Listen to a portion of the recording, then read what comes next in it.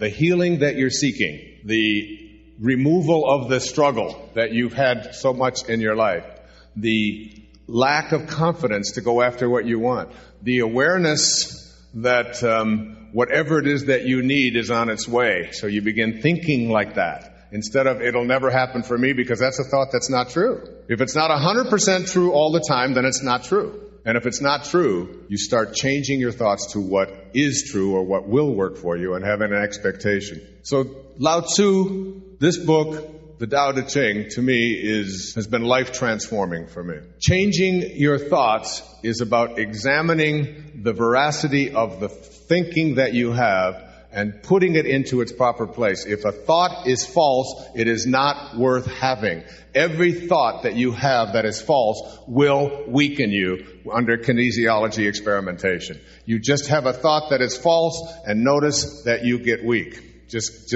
you can test yourself with that in Power versus Force. It teaches you how. The virtues are reverence for all of life, and my sacred space, that is not a funeral home. We don't kill things in there. Reverence for all of life, which is manifested as respect for yourself and others, like living this virtue. When you live this virtue, it's like a lot of people think that if I've got something, if I'm sick, if I've got cancer, if I'm in pain, if things aren't going well, then I will pray to God, and God will then offer me the assistance or the help that I need. And the assumption behind that method of prayer is that God is a withholding God and has the capacity to heal you, but is going to do so only if you pay certain penance and do things a certain way according to whatever religion you have. I've always thought that the interesting difference between people who talk about their religion and people who talk about spirituality is that people who promote their religion almost always want to argue about it, whereas people who promote spirituality always want to share it. It's an interesting distinction, isn't it? Yeah. So this idea of reverence for all, and the idea that you don't pray to God for healing. You do what St. Francis said, where there is darkness, let me bring light. Make me an instrument of thy well-being is a good prayer. Let me remember to return to that from which I came, which is a place of well-being. Let me just return to that. And the way that you return to that is not by asking for special assistance from God, who's withholding it, who has it isn't going to keep. God is not a withholding God. The source is not a withholding source. It's an abundant source. It's returning to virtue. Returning to virtue. The second is natural sincerity, which manifests as honesty, simplicity, and faithfulness. So natural sincerity, being a sincere person who is honest, simple, and faithful. The third of these four virtues is gentleness, which manifests as kindness and consideration for others. And the last is supportiveness, which manifests as service to others.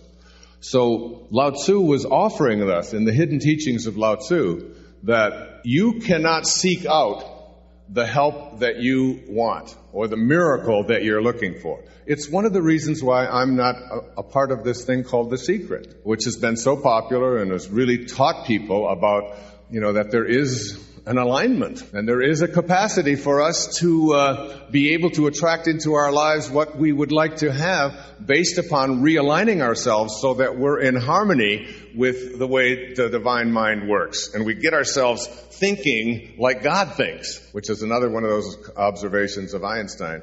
When he said, I don't really care about the details of quantum physics. I just want to learn to think like God thinks. Thinking like God thinks means thinking about giving and serving and living those virtues that I just described. Those virtues, when you live them to an extreme, where and isn't that who a St. Francis was? Isn't that who a Jesus was? Isn't that who a Buddha was? And this is what the Course in Miracles says about your ego. This fragment of your mind is such a tiny part of it that could you but appreciate the whole, you would see instantly that it is like the smallest sunbeam to the sun, or like the faintest ripple on the surface of the ocean. In its amazing arrogance, this tiny little sunbeam has decided that it is the sun. This almost imperceptible ripple hails itself as the ocean. Think how alone and frightened is that little thought, this infinitesimally small illusion holding itself apart against the universe. Do not accept this little fenced-off aspect of yourself as yourself. The sun and the ocean itself are as nothing beside what you are, because you are God. And for some people who would hear this, they would say it's blasphemy, and that, that's like a very high ego thing to say, I am God. Now, I'm not saying to you, go out and anybody who says anything to you say, excuse me, but